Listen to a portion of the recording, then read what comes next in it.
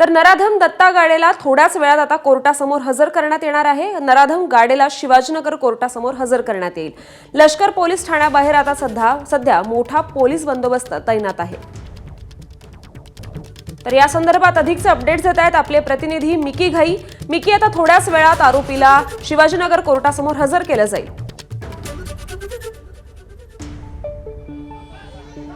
अगदी Swargate ST bus प्रकरणातला जो मुख्य आरोपी आहे अर्थात दत्ता घोडे, त्याला आता काही वेळातच इथून शिवाजीनगर कोर्टात नेलं जाणार आहे। आणि त्यापूर्वी जर आपण बघितलं तर लष्कर पोलीस स्टेशनच्या बाहेर अशा पद्धतीने कडेकोट पोलीस बंदोबस्त तैनात करण्यात आलेला आहे। मोठा पिंजरा या ठिकाणी आणण्यात आलेला आहे।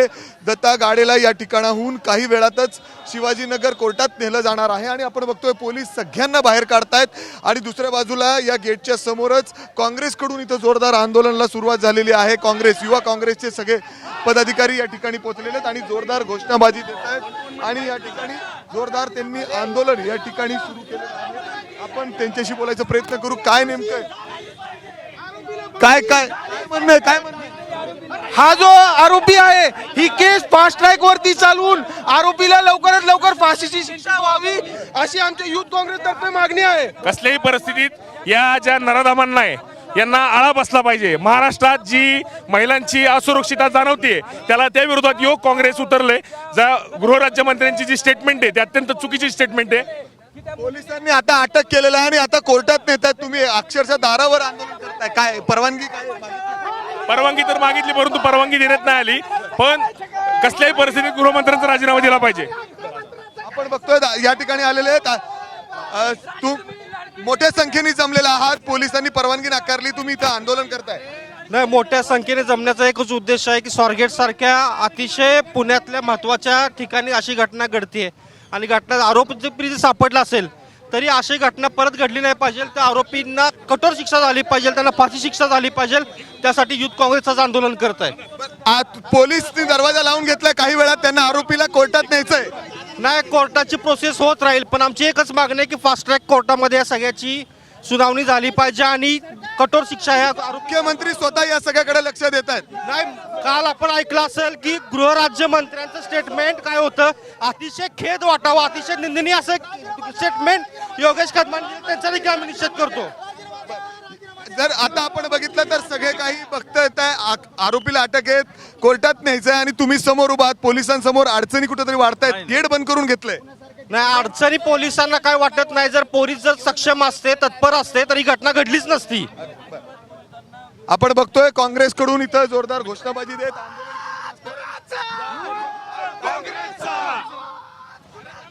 काय आपण त्यांच्याशी आता पुढे पोलीस तुम्हाला इथून सांगतायत की ताब्यात मंत्री साहेब म्हणतात की महिलेनी ऐका ना साहेब, मंत्री साहेब म्हणतात अडथळा आणतच नाहीये, आम्ही अजिबात अडथळा आणत नाहीये, आम्ही मागणी करतोय आम्ही अडथळा आणत नाहीये। आरोपीला लवकरात लवकर फाशीची शिक्षा व्हावी हीच आमची इच्छा आहे। आम्ही आंदोलन करत नाही, आम्ही मागणी करतोय सरकारकडे। हे जे निष्क्रिय सरकार आहे या सरकारकडे आम्ही मागणी करतो। काँग्रेसचे हे सगळे पदाधिकारी या ठिकाणी आंदोलन करतायत, तुमची मागणी फक्त हीच आहे फास्ट ट्रॅक कोर्टामध्ये फास्ट ट्रॅक कोर्टामध्ये झाले पाहिजे आणि जे गृहराज्यमंत्री आहेत त्यांनी याची माफी मागितली पाहिजे किंवा सरकारने त्यांचा राजीनामा घेतला पाहिजे। आपण बघतोय हे काँग्रेसचे सगळे युवा पदाधिकारी या ठिकाणी पोहोचलेले जोरदार घोषणाबाजी देत आहेत। काही वेळातच आरोपीला कोर्टाकडे न्यायचंय, मात्र त्यापूर्वी अशा पद्धतीने काँग्रेसने या ठिकाणी आंदोलन सुरू केलेलं आहे। झालीच पाहिजे या पुणे शहरामध्ये अजित पवारांनी देखील हेच मागणी केलेली आहे। 100% आरोपीला फाशी झालीच पाहिजे, यासाठी आम्ही युवक काँग्रेसच्या माध्यमातून आंदोलन करत आहोत। एका बाजूला सरकार सगळ्या ताईंना लाडके बहीण म्हणतात आणि लाडके बहीण आता तुम्ही जी मागणी करताय त्याच्यात अजित पवारांनी देखील सांगितलंय कडक कारवाई करा, मुख्यमंत्री स्वतः याकडे लक्ष देत आहेत। नक्की कडक कारवाई झालीच पाहिजे, त्या गुन्हेगाराला फाशी झालीच पाहिजे। आणि ज्या मंत्र्यांनी चुकीचं वक्तव्य केलेलं आहे की या मुलींनी विरोध केला नाही म्हणून त्याच्यावर अत्याचार झालाय, तर या मंत्र्यांनी राजीनामा दिला पाहिजे। एक साईडला तुम्ही लाडकी बहीण म्हणता आणि एक साईडला तुम्ही चुकीचं वक्तव्य करतायत, तर त्याचा पण आम्ही निषेध करतो आणि त्या मंत्र्याला आम्ही रोडवर फिरून देणार नाही। बर आता काय पोलिसांनी तुम्हाला परवानगी नाकारली आहे आंदोलनासाठी, ज्या पद्धतीने तुम्ही आंदोलन करताय, आरोपीला कोर्टात न्यायचंय त्यांना? नाही, आम्ही त्यांना पूर्ण सहकार्य करतोय. आम्ही फक्त मागणी करतोय. त्यांनी आंदोलनाला परवानगी नाकारली, पण आम्ही आमच्या मागण्या त्यांना मागतोय.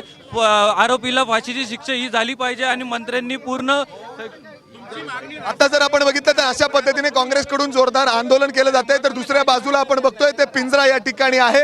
काही वेळातच या आरोपीला दत्तादा या ठिकाणाहून शिवाजीनगर कोर्टात न्यायचे, त्यासाठी पूर्ण तयारी झालेली आहे. त्यापूर्वी जर आपण बघितलं तर बॅरिकेड लावून पोलीस स्टेशन, जे लष्कर पोलीस स्टेशन आहे, ज्या ठिकाणी लॉकअपमध्ये त्याला ठेवण्यात आलेलं होतं, ते पूर्ण रिकामं करण्यात आलेलं आहे. फक्त आणि फक्त पोलीसच आतमध्ये आपल्याला दिसत आहेत आणि दुसऱ्या बाजूला गेटच्या बाहेर जिथून ही गाडी बाहेर पडणार आहे तिथं हे काँग्रेसचे सगळे युवा पदाधिकारी आंदोलन करतायत.